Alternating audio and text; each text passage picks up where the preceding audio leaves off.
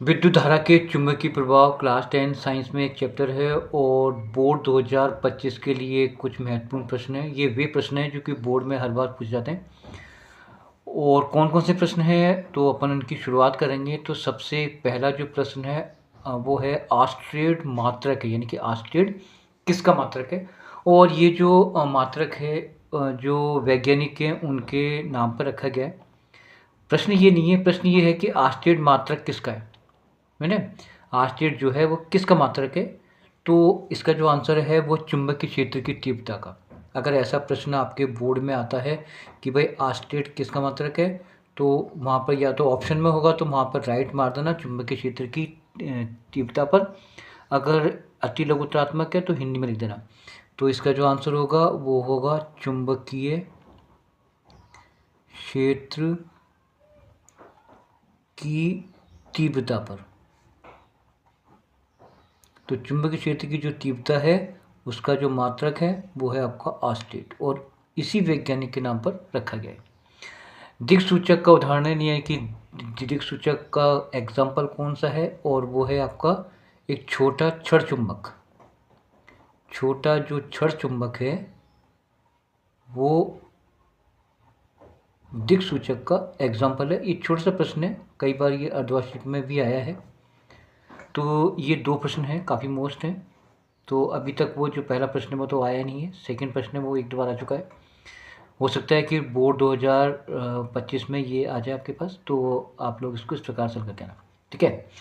Next है चुंबकीय क्षेत्र, चुंबक के भीतर चुंबकीय क्षेत्र रेखाओं की दिशा किस ओर होती है। यहाँ बेटा 3-4 प्रश्न बनते हैं इसी के अंदर से, तो मैं थोड़ा सा इसको एक्सप्लेन कर देता हूँ। तो आपने देखा होगा कि चुंबक जो है वो किसी भी आकार का हो सकता है। ये एक छड़ चुंबक है, मैंने एक छड़ चुंबक का नाम दिया।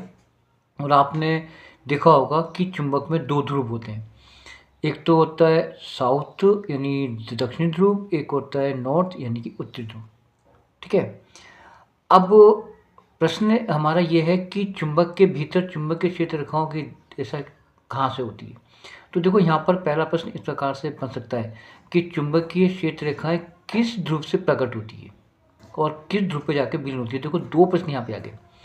तो अगर पहला प्रश्न ये है कि चुंबकीय क्षेत्र रेखाएं किस ध्रुव से निकलती हैं, तो उत्तर से निकलती हैं दक्षिण की ओर। जैसे ऊपर निकली ऐसे आपका नीचे भी निकलेंगी, इस प्रकार से।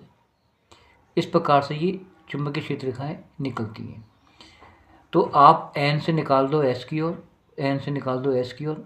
अब इनका जो डायरेक्शन होगा वो होगा उत्तरी ध्रुव से दक्षिण ध्रुव की ओर, ठीक है। हमेशा उत्तर से दक्षिण की ओर होगा। लेकिन यहाँ पर देखो दो प्रश्न हो गए। तो अगर मान लो आपसे पूछता है कि किस ध्रुव पर विलीन होती है, तो आपको लिखना पड़ेगा साउथ पर, यानी कि दक्षिण ध्रुव पर विलीन होती है। प्रकट कहाँ से होती है, तो यानी उत्तरी ध्रुव से प्रकट होती है। अब प्रश्न हमारा यह था कि चुंबक के भीतर चुंबकीय क्षेत्र रेखाएं कहाँ से निकलती हैं, मतलब किस ओर होती हैं।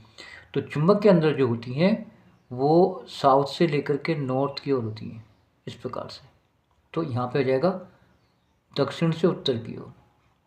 तो यहाँ लिख देना दक्षिण से उत्तर की ओर, ठीक है। अब एक प्रश्न ये भी हो सकता है कि चुंबकीय क्षेत्र रेखाओं की आकृति कैसी होती है। अगर ये आकृति के लिए पूछे तो आंसर दे देना बंद वक्राकार। तो मैं यहाँ पे लिख देता हूँ बंद वक्राकार,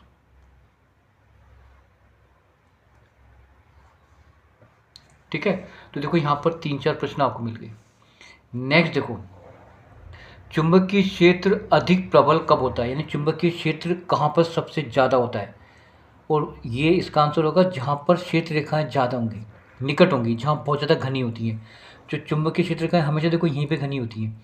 अगर यहाँ से ये तो मैंने एक बनाई है, और भी अगर बनाए तो देखो वो यहाँ पर आके मतलब मिलती हैं। तो इसका जो आंसर होगा वो होगा जहाँ पर ध्रुवों पर, ठीक है ना। तो इसका आंसर होगा जहाँ पर क्षेत्र रेखाएं अधिक पास पास होती हैं, ठीक है। तो आंसर लिख देना ध्रुवों पर, और ध्रुवों पर ही चुंबकीय क्षेत्र रेखाएं अधिक पास पास होती हैं। ध्रुव पर लिख देना ध्रुव पर, ठीक है। या चुंबकीय क्षेत्र रेखाएं जहाँ पर अधिक घनी होती है। तो दोनों में से कोई भी आंसर आपको लिख देना, आंसर सही होगा, ठीक है। नेक्स्ट आता है चुंबकीय क्षेत्र रेखाएं एक दूसरे को प्रतिच्छेद नहीं करती हैं। देखो यहाँ पर ये देखो, ये एक यहाँ से निकली, ये गई, यहाँ से निकली, ये गई। अभी कभी एक दूसरे को नहीं काटती हैं। क्यों नहीं काटती हैं? क्योंकि वे समांतर होती हैं। तो इसका आंसर हो जाएगा वे समांतर होती हैं।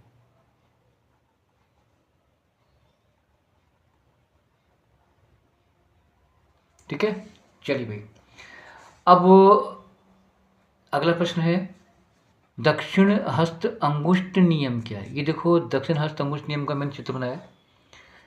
और सॉरी, प्रश्न ये है दक्षिण हस्त अंगुष्ठ नियम का उपयोग क्या है?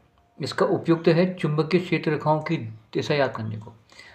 आंसर मैं ले लेता हूँ, फिर मैं आपको समझाऊंगा। चुंबकीय क्षेत्र रेखाओं की दिशा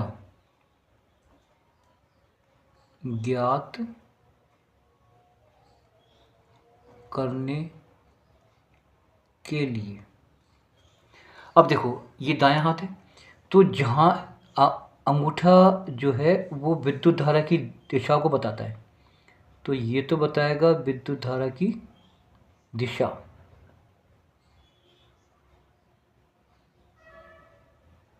और ये क्षेत्र रेखाओं को, चुंबकीय क्षेत्र रेखाओं को, ठीक है, तो उंगलियां तो आपको बताएगी कि चुंबकीय क्षेत्र रेखाएं किस ओर है। तो यहाँ पे देखो, इस वाले जो चित्र में जो चुंबकीय क्षेत्र है वो यूं चल रहा है, और जो धारा की दिशा है वो ऊपर से नीचे की ओर है।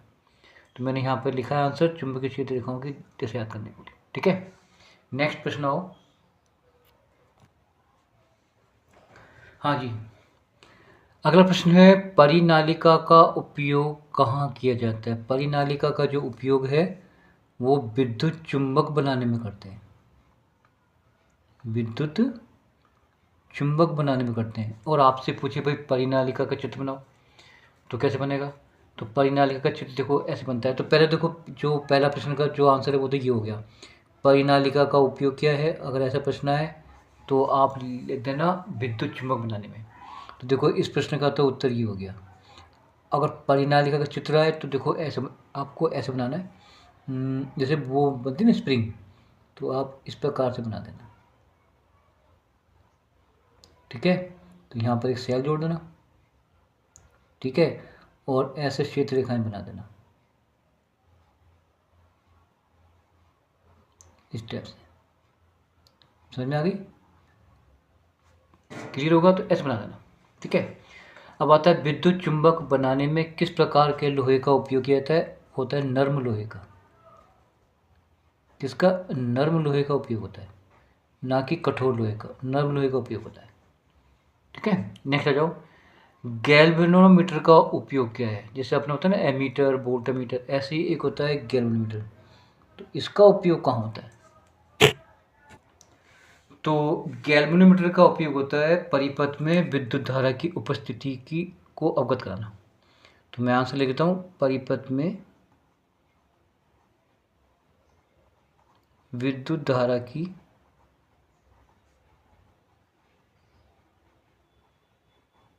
उपस्थिति के लिए।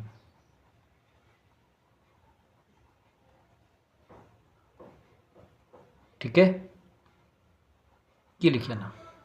चलो, अतिभारण एवं लघु पतन से बचने का एक उपाय क्या है? तो इसका एक उपाय है फ्यूज तार। फ्यूज तार एक ऐसा उपयोग है जिसके कारण हम लघु पतन और अतिभारण से बच सकते हैं। ठीक है, हमारे देश में दोनों तारों के मध्य विभवांतर कितना होता है? और वो होता है 220 वोल्ट का। क्लियर? नेक्स्ट आ जाओ। धातु के आवरण वाले विद्युत उपकरणों से सुरक्षा का उपाय क्या है? जैसे मान लो कि हमारे घरों में कूलर होता है, फ्रिज होता है, और बहुत सारे उपकरण होते हैं जो कि धातु के बने होते हैं। तो उससे हमारी रक्षा के लिए क्या ऐसा उपाय है जो हम लोग किसी घटना से बच सकें? तो इसका जो आंसर है वो है भू संपर्क तार। भू संपर्क तार, या जिसको अपन अर्थिंग बोलते हैं, EAR THINC। ठीक है, चलिए भाई, अब आता है चुंबकीय क्षेत्र को उत्पन्न करने वाले दो तरीकों कौन कौन से हैं। तो पहला जो तरीका है वो ये है, पहला जो आंसर है वो ये होगा, स्थायी चुंबक के चारों, स्थायी चुंबक के चारों ओर चुंबकीय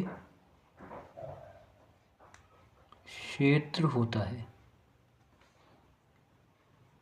जैसे जो परमानेंट चुंबक होती है ना, उसके चारों चुंबकीय क्षेत्र होता है, क्योंकि वो लोहे की वस्तुओं को अपनी ओर चिपकाता है।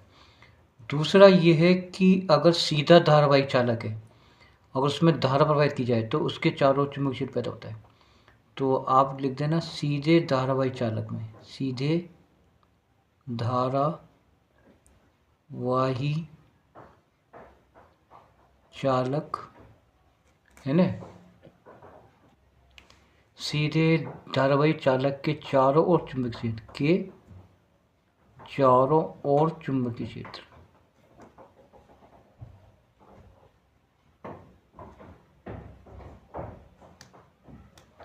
ये दो आंसर है। ठीक है, नेक्स्ट प्रश्न देखिए। चलिए, प्रत्यावर्ती धारा की आवृत्ति भारत देश में कितनी होती है। और भारत देश में होती है 50 हर्ट्ज, यानी HZ जो है वो आवृत्ति का मात्रक है। और हमारे देश में जो प्रत्यावर्ती धारा है उसकी आवृत्ति 50 होती है, 50 हर्ट्ज यानी HZ। ठीक है, अब आता है मानव शरीर के वे दो अंग जो चुंबकीय क्षेत्र उत्पन्न करते हैं, वो कौन कौन से हैं। एक तो अपना हृदय होता है, ठीक है ना, एक तो हृदय है, और सेकंड है मस्तिष्क यानी ब्रेन। तो वहाँ पर चुंबकीय क्षेत्र उत्पन्न होता है। जैसे आपने देखा ना, कई बार कोई जैसे व्यक्ति लोग पागल हो जाते हैं तो उनको शॉट दिया जाता है, तो वो मैग्नेट ही होती है। और हमारे हृदय में भी अगर हार्ट बीट अगर कंट्रोल नहीं होती है ना, ये कंट्रोल मतलब एनिमित होती है, तो वहाँ पर एक पेस मेकर लगाते हैं, तो वो भी चुंबकीय क्षेत्र उत्पन्न करता है। ठीक है, नेक्स्ट आपका MRI का पूरा नाम क्या है। इसका है चुंबकीय अनुनाद प्रतिबिंबन हिंदी में। तो लिख देना यहाँ पर चुंबकीय अनुनाद प्रतिबिंबन।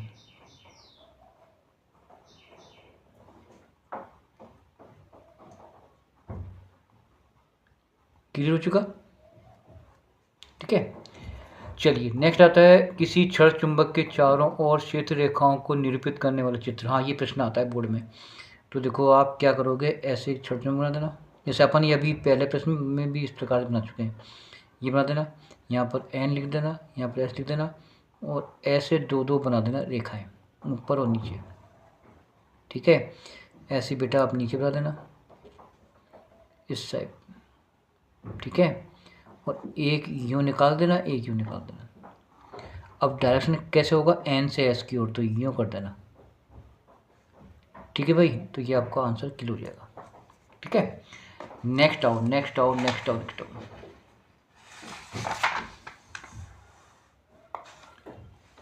देखो, लघुपतन और अतिभारण किसे कहते हैं, ये प्रश्न है ना।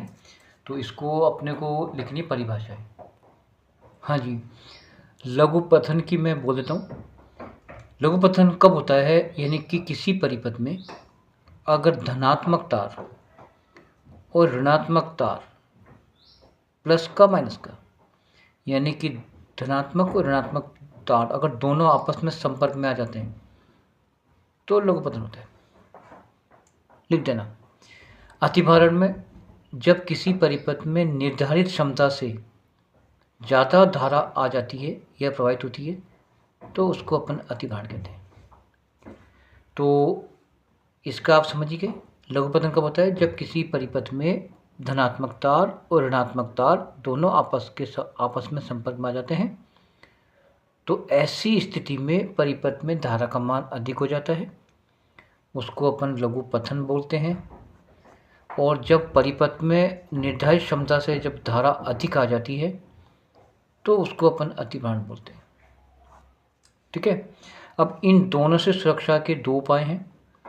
एक तो आप यूज़ करो भूसंपर्क तार, ठीक है, भूसंपर्क तार जिसको अपन अर्थिंग बोलते हैं, राइट। और एक होता है दूसरा जो युक्ति है वो है आपका फ्यूज़ तार। इन दोनों कंडीशन से बचने का ये दो उपाय हैं। तो ये आज के कुछ महत्वपूर्ण प्रश्न थे। धन्यवाद।